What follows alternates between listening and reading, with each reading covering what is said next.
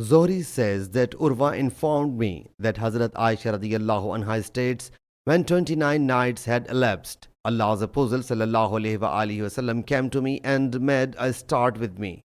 I submitted, O Allah's Apostle sallallahu alaihi wasallam, you took an oath not to visit us for a month, but you have come after 29 days.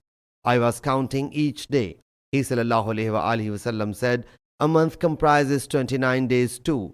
He sallallahu alaihi wasallam then said, O Aisha, I am about to tell you a thing. There is no harm if you do not show haste and consult your parents in this regard. He sallallahu alaihi wasallam then recite this verse, O the communicator of unseen prophet, say to your wives, if you wish the life of the world and its adornment. Confederates verse 28. Hazrat Aisha radiyallahu anha said, by Allah Jalla Jalaluhu, the Prophet sallallahu alaihi wasallam knew it well that my parents would never advise me to split with him. I submitted, should I consult my parents in this regard? I wish only Allah Jalla Jalaluhu, His Apostle sallallahu alaihi wasallam, and the hereafter.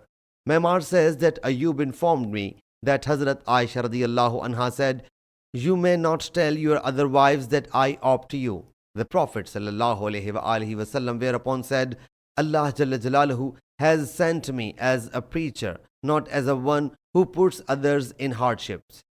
Qatada said, Saghat qulubukuma means the hearts of both of you have inclined.